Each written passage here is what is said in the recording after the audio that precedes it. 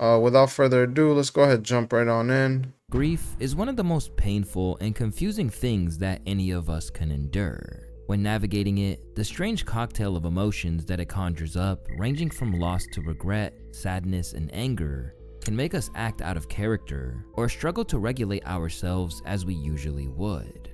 But we all know that it's an integral part of the human experience, and so we generally cut people a lot of slack when they're going through it. Although this isn't always the case if it doesn't register as genuine. And at the moment, no one is under the microscope like Erica Kirk. Just a few months ago, the world was collectively rocked by the news that her right-wing commentator husband, Charlie Kirk, was assassinated while speaking at a campus in Utah. Breaking news out of Utah Valley University. There's an emergency response there, flooded by law enforcement. The conservative activist Charlie Kirk has died after being shot during an event. And despite the fact that everything would suggest that she's suffering like never before, his wife has not been given a whole lot of grace by the public. Because in the eyes of many onlookers, there is something dark going down. And the more that people dig, the more they're not liking what they see at all, leading to way more scrutiny on a widow than you would ever expect. Serve a just God, and I rest easy in knowing that He's sovereign, but He's just. And so let the Lord handle that. Would Charlie have forgiven his killer? He's in heaven.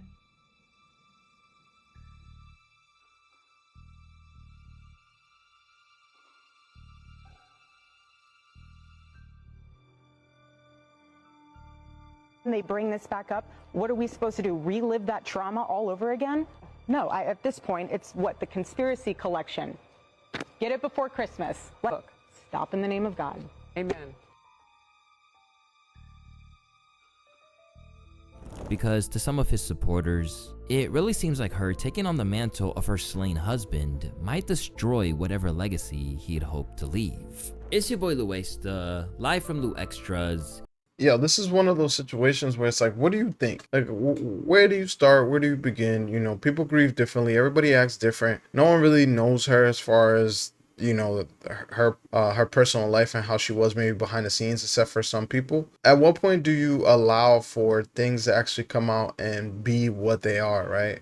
Do I think that she was a part of her husband being murdered? I mean, could it be possible? Of course, anything is possible, but like, are we really gonna sit here and try to debate that? And this is the curious case of Erica Kirk. As we know, Erica first truly emerged in the wake of his slaying that shocked the world. Alongside a video where she showed herself conversing with Charlie in his casket, Erica truly stepped into the spotlight when she addressed the world, declaring that his message would never die. My name is Erica Kirk. Charlie Kirk is my husband. The evildoers responsible for my husband's assassination have no idea what they have done.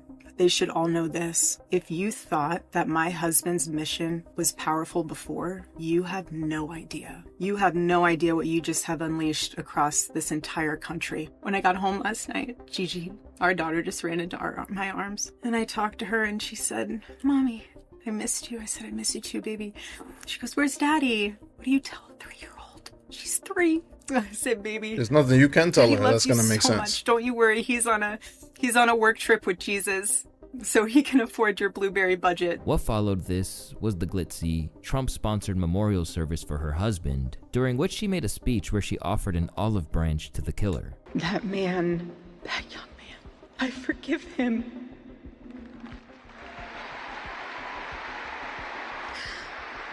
I forgive him because it was what Christ did and is what Charlie would do.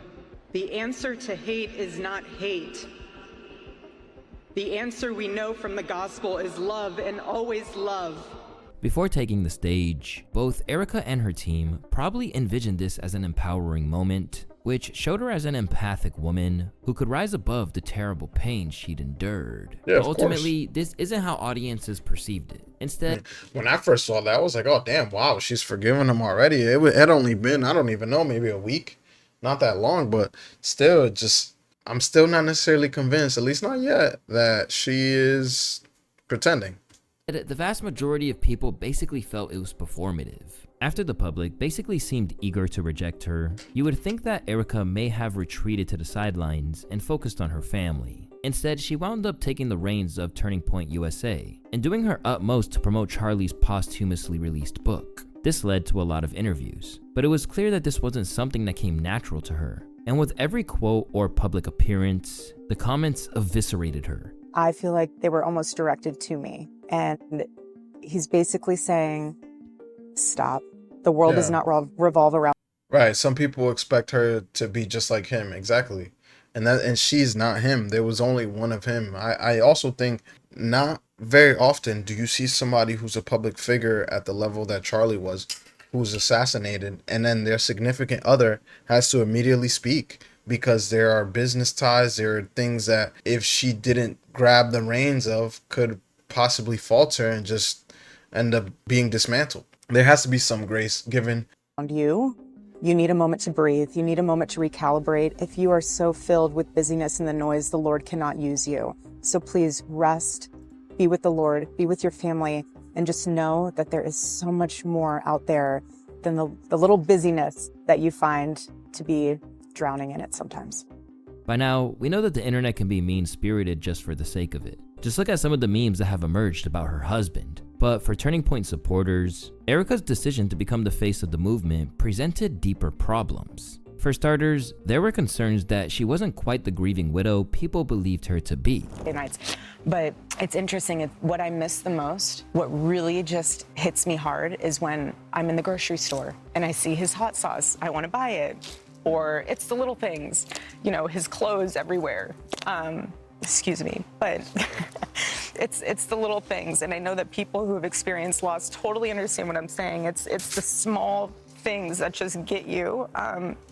It's the visual of, Daddy coming home, and to the world he was Charlie Kirk, but to us he was my love of my life and my children's dad. I'm so sorry. Before long, it got so bad that people were decoding her mannerisms to try and determine her true motives. I simply longed for the time where she wasn't a public-facing figure. Hey, this is not a grieving woman. We had a grief counselor on here. We had a body language expert on here. Both of them said, the grief counselor said, this is not grief. The everybody grieves differently thing. I know that. I have seen plenty of women grieve in my lifetime. I have seen that personally in my life. People that I know watching women grieve. They do. They all grieve differently. But this is not grief. We owe Charlie Kirk.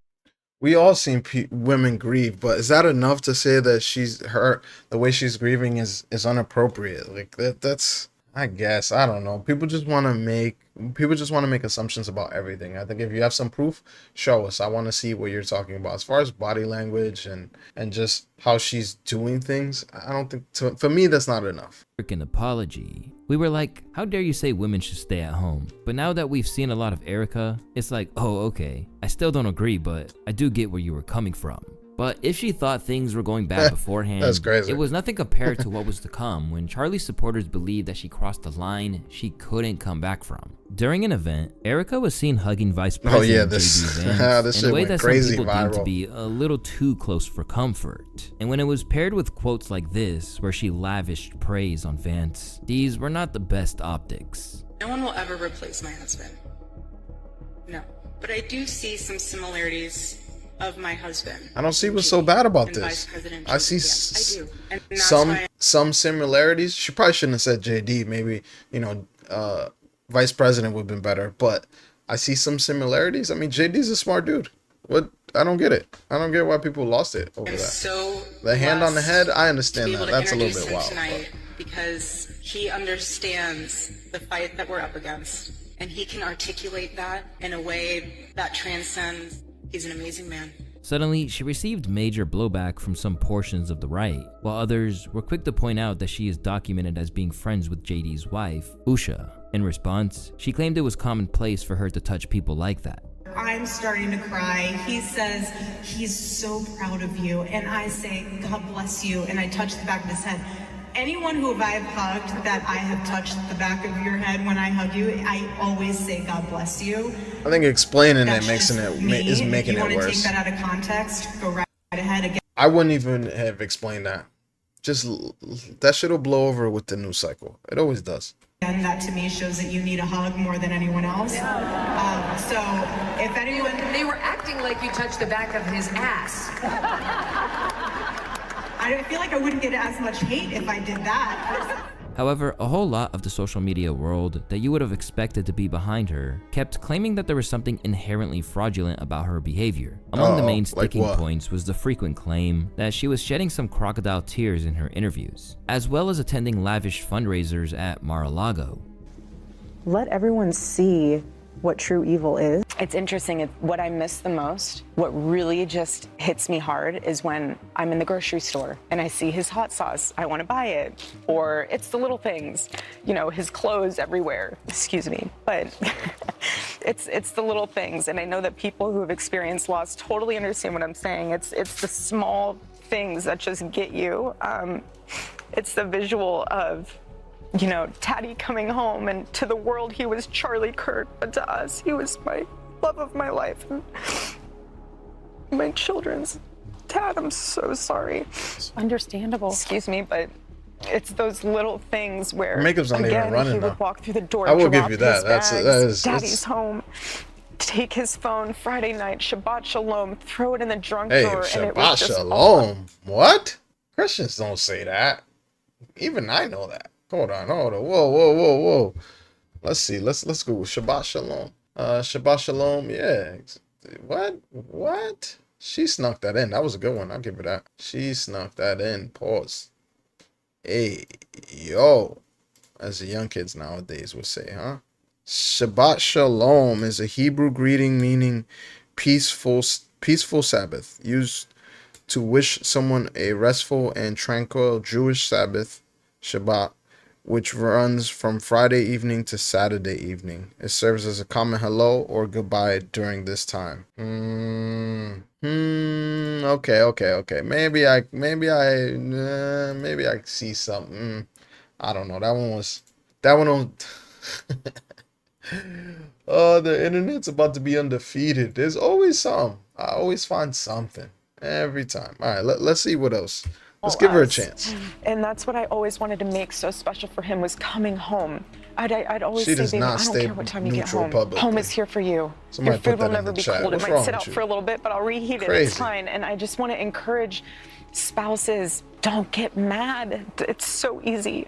Although you could once again make the argument that everyone grieves differently and that perhaps she doesn't come across well in the media, individuals who've seen her at times where the cameras are off are just as unimpressed. I've seen Erica Kirk in real life at church since Charlie died, and I will tell you that the performance in real life is as bad as it is on TV. I'm talking reserved front row pew, bringing her whole entourage, not her children, showing up late, dabbing her eyes when she walks back from communion because it's the one time that the whole church can see her because she's in the front row. Before you jump down my throat and say, oh, it's security purposes. No, it's not, because this church has a side section that is closer to the exit that she comes in and out of, and where only probably about 5% of the church would actually be able to see her if that's where she was sitting. But no, front row seat, the whole circus. As her persona unravels and is dissected piece by piece, Erica is now facing the very real prospect of the past coming back to haunt. I guess I was wrong. Once they began to actively distrust the image she put forth, people began dredging up every little thing from her past which contradicts the holier-than-thou image she's portraying today. So here's what we know about Erica before she met Charlie. For one thing, she was a model who wasn't afraid to show a little skin. Along the way, she was even named Miss Arizona. Scottsdale, Caitlin Willenchik. That means your new Miss Arizona USA 2012 is Erica Franzwey. She gives me the vibes of like that white girl who was like pretty, but wears so much makeup that you're just like, you're not even pretty anymore. Like, take off some of that makeup. Like, I don't know. I don't really like, I don't want to call her ugly because I don't think she's ugly, but she's not like, oh my God, look how gorgeous she is. Like, I've seen a lot of women who are gorgeous and wear way less makeup.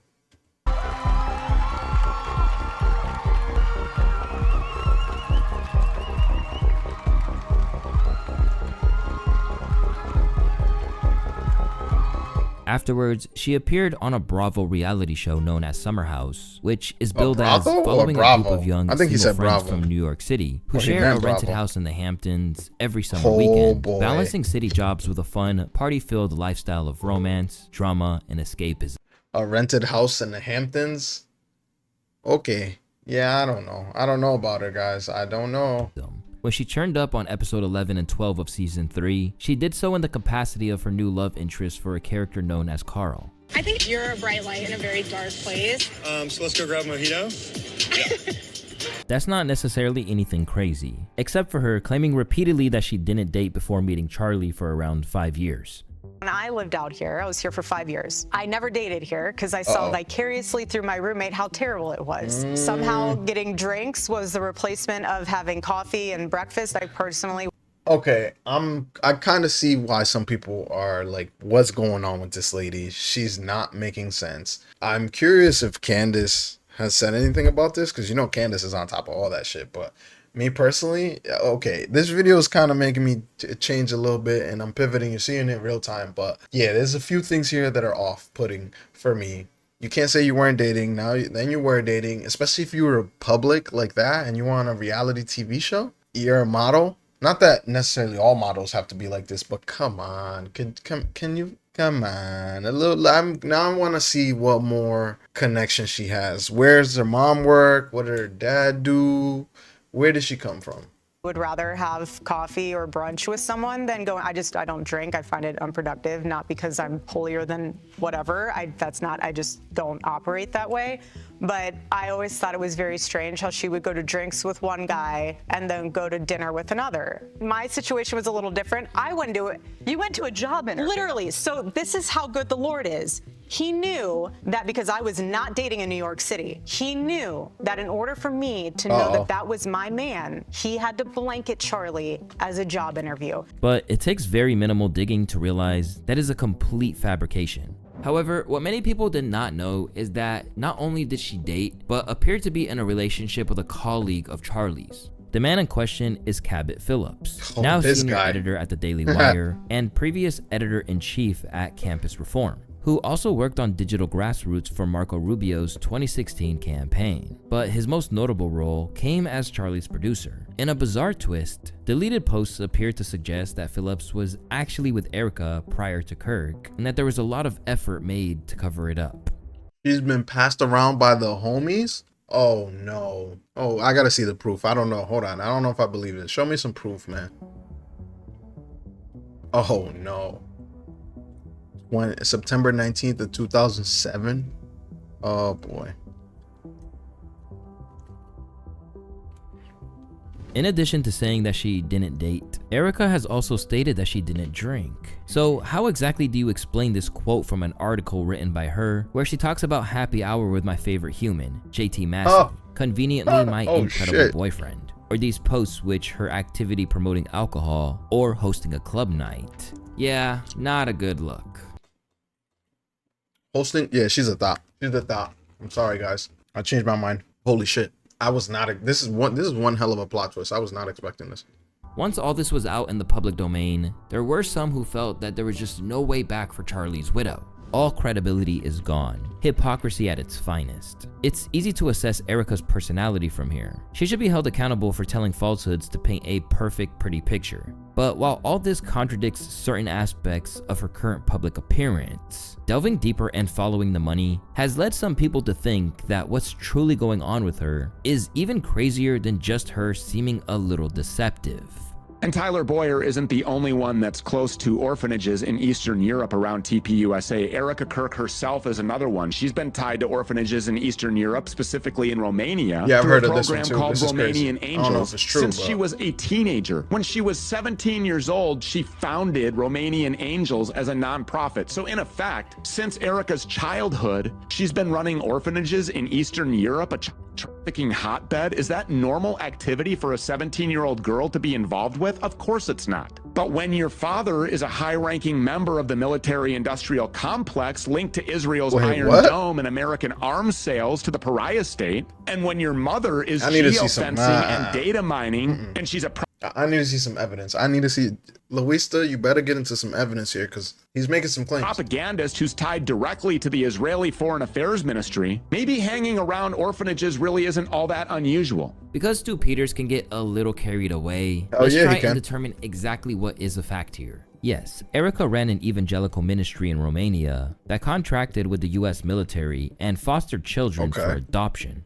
This organization was based in the same area in Romania where trafficking is rampant, but there is nothing to suggest they were involved. As for her parents, they are divorced, with Erica's mom spending nearly 2 decades working for General Electric before founding multiple companies in the network security industry. Meanwhile, her father, Kent France, worked as a program manager for Raytheon, a defense contractor with U.S.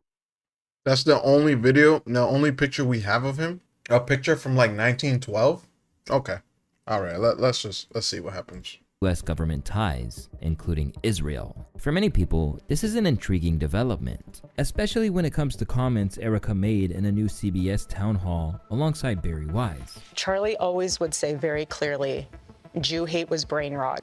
He would always say it. We've been to Israel twice together, and to be able to walk in the place where our Lord walked and see the Bible come to life in Technicolor, how could you hate that place? Now, no one is suggesting Kirk was an anti-Semite. Right. Erica Nobody paints a hates picture of the place. Charlie as a man who was unquestionably in favor of Israel. And to put it bluntly, See, this is one of the things that I hate about this conversation about Israel, and just about, even if it's about Jewish folks or just anything that has to do with Judaism and Jews in general. It's like, it's always like, oh, it's brain rot to hate that place. Like, no one hates that place. We're talking about the politics of it. Sometimes the politics of it doesn't make sense. Like, why can't that be talked about? I don't understand why that is not something that can be said. It's just like, it's common sense shit. Everything isn't Jew hate. Everything isn't we hate Israel, or everything isn't, well, this leads to the next Holocaust. This is why a lot of people in the younger generation really don't care when you call them any kind of names.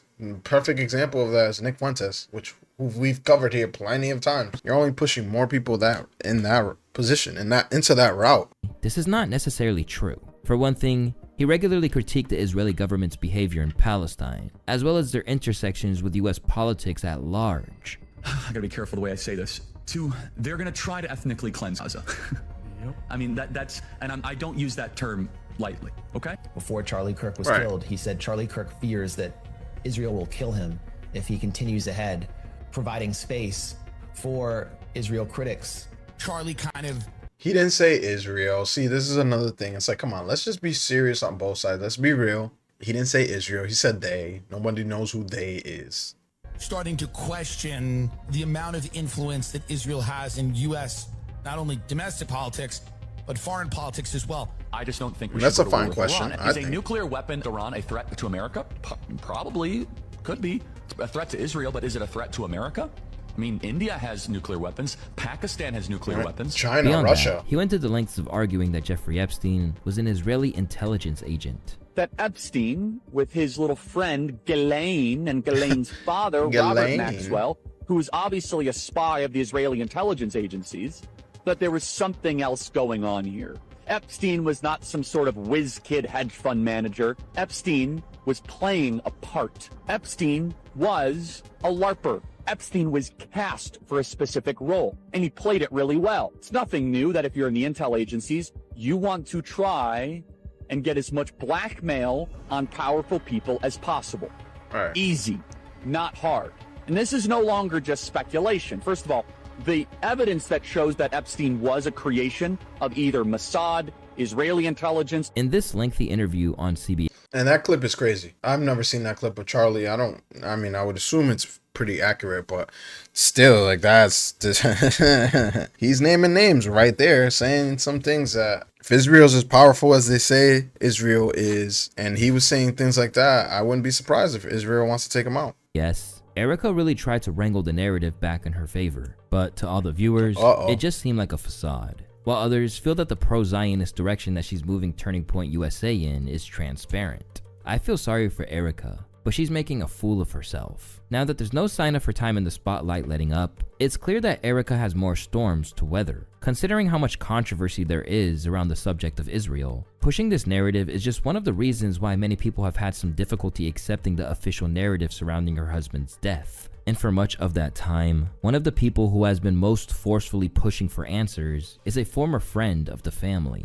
But in recent days, there has been speculation that she's been compromised too. In recent months, Candace Owens has pressed for answers to the point that she and Erica wound up at one another's throats. Practically from the moment that it happened, Candace was claiming Kirk knew what fate awaited him, whether it was due to a dinner with Israeli donors or messages about an unknown they who were coming after them. I want to say one more thing rather explosively. 3 people told me off record. 2 people who have this in a written communication from Charlie. One who was a Turning Point USA donor, and I would say very much one of the white knights in this. The very day before Charlie Kirk died, he expressed that he thought he was going to be killed. He told these people, I think they're going to kill me. Okay, he did not express that to me, so I am telling you this based off the testimony of 3 people. And I am saying this because I hope that these people who I think are good will be inspired to come forward with that. Again, those conversations I had were off record. I honor that. If I say it's off record, it stays off record. But I'm hoping that watching what I am doing and feeling the energy that is rising across the world for people who want to know what the heck happened on 9/10, that, you know, they will be brave and they will say, yeah, Charlie did the day before he died think that he was going to be killed, and maybe tell us, who is they? Well, for once and for all, who is they? Who is the they that he thought were going to kill him? And despite some of her critics insisting that she was wreaking havoc on a widow with her dismissal of the official narrative, Candace kept refusing to back down in her quest for the truth. Butterfly writes, and I should actually first, let's read the top comment from last episode. This person wrote, Issa Rae wrote, Erica Kirk will forgive someone 1 week later for murdering her husband, but she won't forgive someone for not believing the FBI narrative. I saw a lot of people commenting that online. That's that crazy. The energy okay, definitely Candace. All feels right, you win with that one. Damn, for she came people out. that want to get to the truth Than it does for the person who she believes is their husband. And I don't believe that that is the person who pulled the trigger. I just don't. And you're allowed to disagree with Erica. You are. And that's fine. She's allowed to think what she thinks, and you're allowed to think what you think. That's what I want you guys to know. As things progressed, Candace became more pointed in her investigation of Erica specifically, implying that she had some intelligence ties and uncovering some truly strange things in the process. That the person the planes were actually tracking for years was Erica. Not Charlie, but Erica was the one being tracked by these planes. And indeed, it turns out that she was correct. She discovered that between 2022 and September 2025, both of those aircrafts, SU-BTT, the yellow plane, and SU-BND, the blue plane, showed 68 overlaps with Erica's documented locations. That's a lot of overlaps. Okay, 68 overlaps. I have since been able to add now 73 times that this overlapped, okay? And 29 of those instances.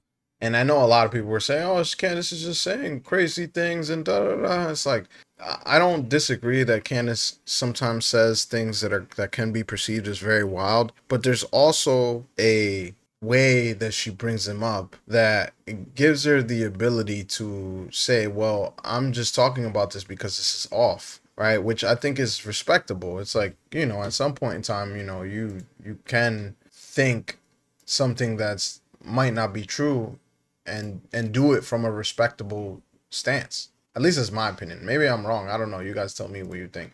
But that's what I think. Like, you can definitely look at something and, you know, think about it from a respectable perspective. Instances also happened to include Charlie. Charlie was also present. And that's what I was stumbling upon when I was looking into this. I was like, why is this plane where Charlie is? For context, these planes were said to be the Egyptian military, prompting a conspiracy theory that people such as Tucker Carlson later endorsed surrounding the public's need to know who in Kirk's family they were following and why. Candace said that Egyptian registered aircraft were following Erica Kirk, Charlie's widow, around for a number of years in different places in the world. And I just want to say that that is factually true. You know, the FBI has a moral and legal obligation to look in every direction and to be open-minded as you would in any investigation. Once more and more people latched onto this information, Erica had no choice but to respond to Candace. And when pressed on the matter, she basically demanded that Owens and other people cease digging. The podcaster Candace Owens, okay? At one time, Look at her a friend face. of Charlie's. At one time, an employee of Turning Point. No. She has been one of the main peddlers of these conspiracies, and she is making a huge amount of money on it. She is building her business off of these lies. What do you want to say to her and the other people? my mom used to say this thing where it's like, oh, you know, demons and this and that, and they take you over and you can see it through the eyes. And I don't know if that's accurate. I'm not somebody who's necessarily extremely religious like that. You know, I believe in good and evil, so I guess maybe I believe in, you know, good and bad. But it's, again, it's one of these scenarios, situations where you're like, what the, who acts this way, who exaggerates this much, goes from a dead smile to that. And then again, maybe it's just because she was feeling, maybe it's because she really doesn't like Candace that she goes from a dead smile to, or a complete smile to a dead face. I don't know, but that's, this video right here is creepy to me. I don't know what to think. I don't know what you guys think. Tell me in the chat, but this shit is fucking creepy. That are putting these lies out into the world right now. Stop.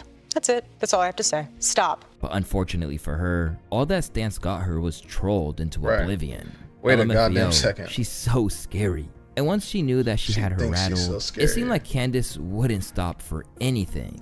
Like me to stop lying. And I would like to She's honor just asking that. questions. Okay? I can only honor that if Erica is more explicit in terms of what I have lied about. And they actually What did I met lie too. about? That's another It's thing. They incredible. met. There have this opportunity. The questions have been before. You could just start like going through them. Maybe they will. By the way, it's coming out on Saturday. Maybe I've made a mistake somewhere, and I'm happy. I want to correct that. Right? I'm not interested. My goal is not to tell lies. It is obviously plausible that I have made mistakes. I've reviewed these lists that we've put together, and I can't find the lie. Okay.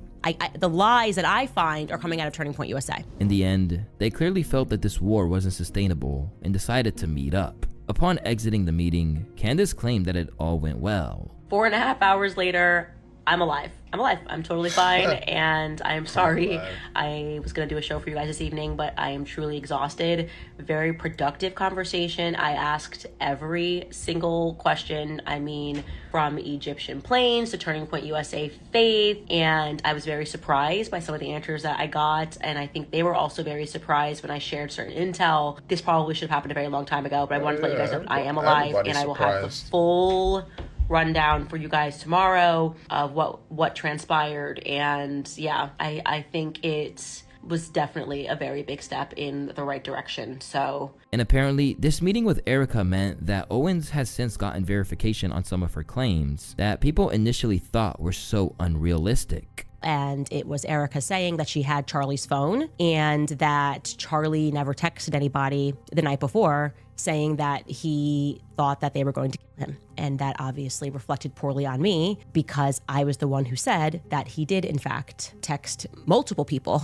They owned that right away and explained. Erica said that she has Charlie's phone. She's looking at his iMessages, and it turns out that he, like everybody else, communicates on Signal, he communicates on Telegram, and that those when she heard me say that, they then went and looked, and yes, that what I said was true. Andrew Colvett received a message the night before, and Dan Flood received a message the night before. Now, they asked me if I had actually like a concrete a copy of what Dan Flood got the night before, and I said no. Somebody told me what it said, which was almost exactly what Andrew said, which is they're going to kill me.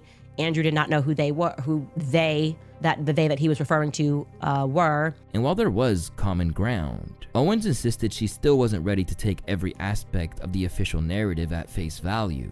And I said that I want to hear why people feel so confident at Turning Point USA that Tyler Robinson is the guy. And at this point, they elected to call the lawyer, like, you know, their lawyer who is involved in this case. One of the lawyers that's involved in this case. There's always a team of lawyers, especially for something like this. And what I got from the lawyer did not make me feel that Tyler Robinson shot Charlie Kirk. It did not make me feel confident that he didn't or did shoot Charlie Kirk.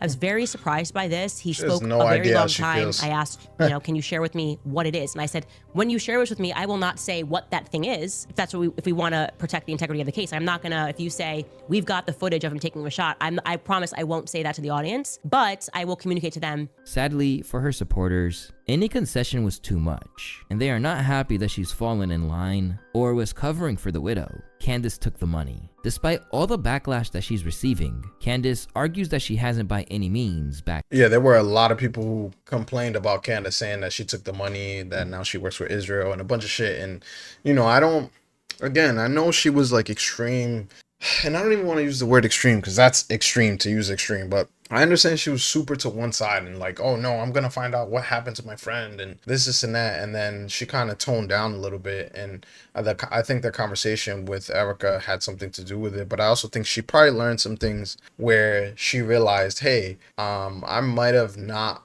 been able to connect these dots because I didn't have all the information, and so now I'm gonna take a step back on some of these points of views, because if I don't, not only could I mess up the current FBI investigation, regardless of how you feel about the investigation, right? I could mess that up, but I could also cause more hurt to the partner of who she considers to be best friend who passed away, Charlie Kirk. So I don't know. I want to see more evidence. I don't agree with everything that we've been presented with as far as the investigation, but I'm also not somebody who just jumps to conclusions saying that all this is happening, it's got to be a conspiracy theory. So I think I'm more of a level-headed person than that.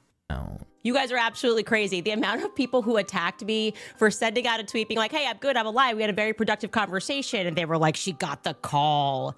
She got the call. She's betrayed us. Right. She's doing something else. I can't believe it. This has all just been a show. Calm down, okay? What do you think happened? Erica said, stop. And then I was frozen for 4 hours and 30 minutes, just like, as they just put all of these talking points into my head. That is not what happened. I keep telling you guys, I am not governable.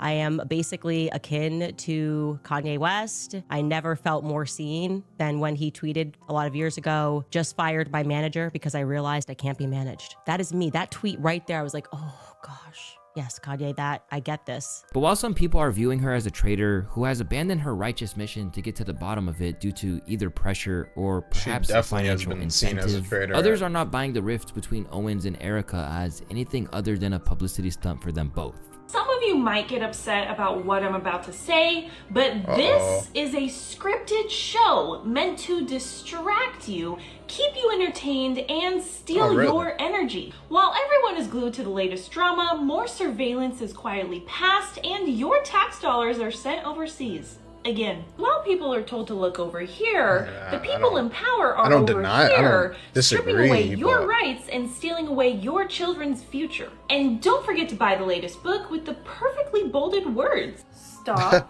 God. The sooner people realize... Oh my God, what? You're gonna go there? There's a whole bunch of words in between that you didn't even mention. What do you mean? Just, oh, I'm gonna. Do I have to go back? Do I have to? All right. Stop. Stop in the name of God.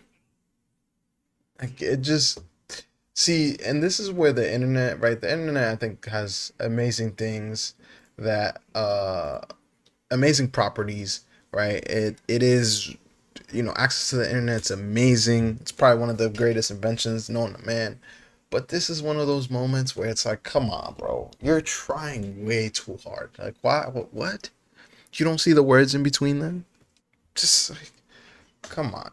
Come on. Now we're saying that we're in a play because Charlie Kirk was assassinated and they don't want us to pay attention. Like, they're always doing this. Have you ever heard of bread and circus? This has been going on since the Roman times, okay? There's nothing new here about that. Magicians do the same thing. They make you focus on one hand so you don't see what they're doing with the other hand. It's called sleight of hand.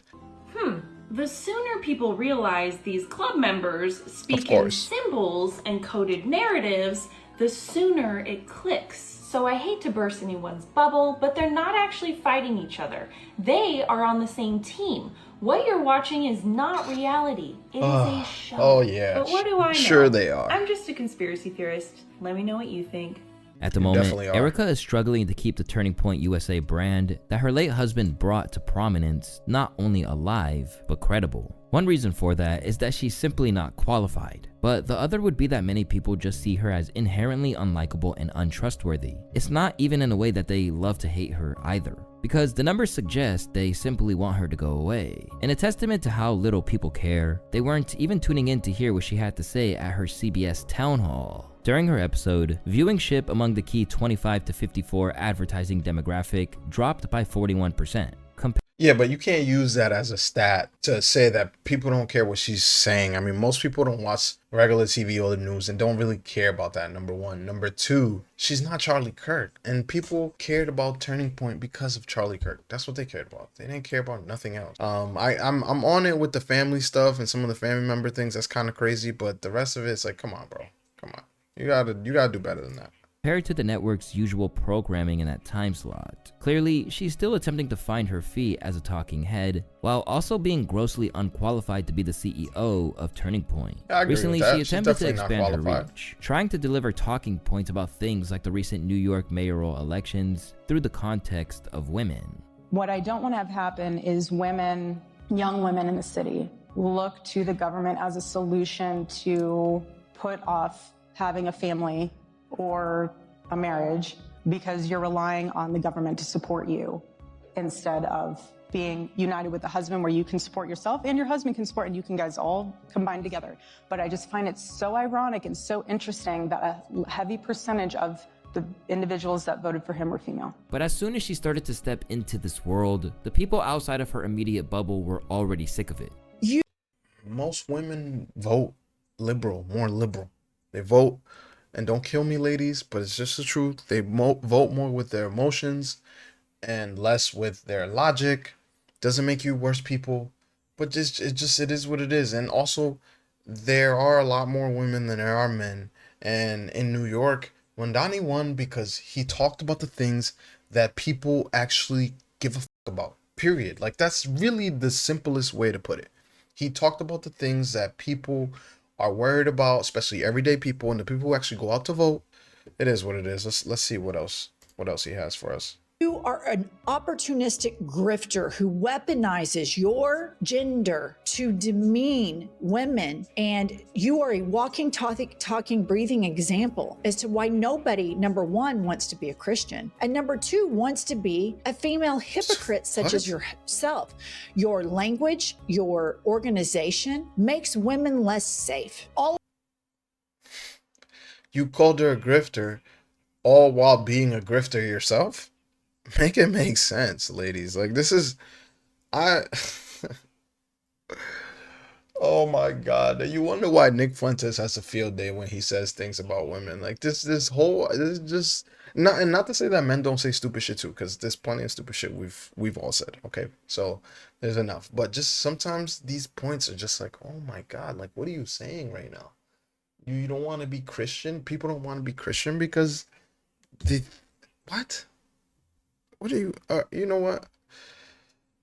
I give up. Let's across the board. Your deceased husband was an unrepentant racist and a homophobe. And women are a lot more empathetic than you are, Erica. A lot of women who have been mothers or have had attachments in their lives that felt very nurturing are able to transfer, like I'm able as a mother, when I had a child, to transfer the empathy that I felt for my child, to transfer that to all people. And I think about a woman. Above all, those who haven't warmed up to Erica Kirk just can't shake the sense that she's insincere or profit-minded. Erica Kirk was selling Charlie Kirk merch less than 24 hours after he was shot. She is disturbing to watch. Yeah, but so what is she supposed to do? Dismantle the whole company? What do you mean she's selling churches? It's like the merch was already on the store. It's like, what are we doing here? Oh man, do not believe the hype, ladies and gentlemen. Listen, some fishy things here, yes, of course, 100%. This is not one of them. She thinks she is subtle, she is wrong.